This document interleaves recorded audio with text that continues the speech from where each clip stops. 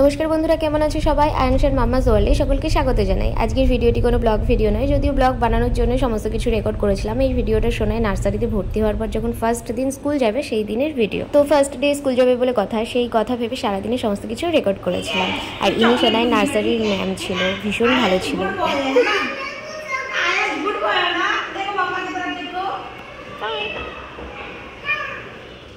School start হওয়ার 1 ঘন্টা বাদে টিফিন টাইম, তো ভারী খাবার খেয়ে যাই, তাই ফ্রুটস দিতে যাচ্ছিলাম। তখনই রেকর্ড করা এটা।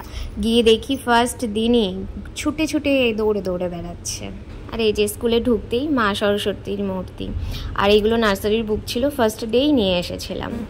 আর এই ভিডিও ক্লিপটা সোনাইকে যখন ছুটির সময় আনতে যাচ্ছিলাম তখনই। ভিডিওটা কোনো কাট কিচ্ছু করিনি, কেটে বাদ দেওয়া কোনো কিছু করা হয়নি। আমাদের কোয়ার্টার দিয়ে স্কুলের ডিস্টেন্স এতেই বোঝা যাবে। আমরা মহারাষ্ট্র শিফট হওয়ার পর স্কুলে কথা বলাতে অ্যাডমিশন নিয়েছিল নার্সারিতে, আর তখন সেশনের লাস্ট চলছিল। সোনাই 2 মাস সময় পেয়েছিল নার্সারিতে সব কমপ্লিট করে এক্সাম দেওয়ার জন্য।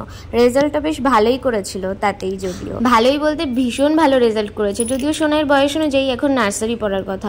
সোনাইয়ের পাপা আর আমি ভেবেছি যদি বয়স নিয়ে সমস্যা হয় তাহলে পরের বছর ক্লাস রিপিট করানো হবে, কি আর করা যাবে।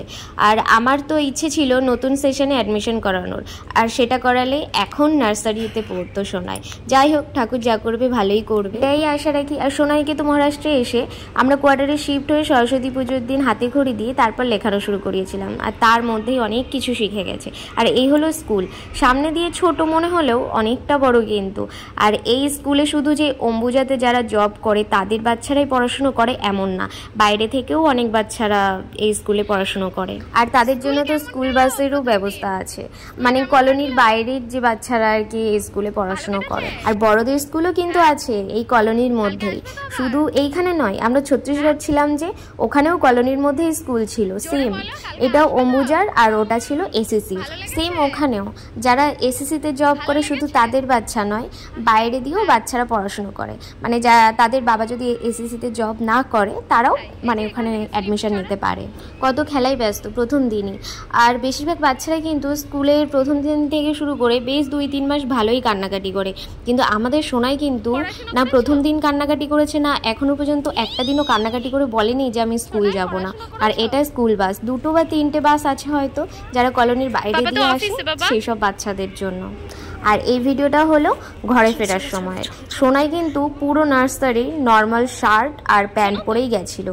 ম্যাম সমস্ত কিছু কিনতে বারণ করেছিল যে 2 মাসের জন্য কোনো কিছু এক্সট্রাভাবে আর কিনতে হবে না।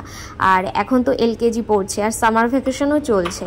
সামার ভ্যাকেশনের ছুটি শেষও হয়ে আসলো। আর এখন শেয়ার করছি তোমাদের সাথে নার্সারির ভিডিও, কি যে অবস্থা।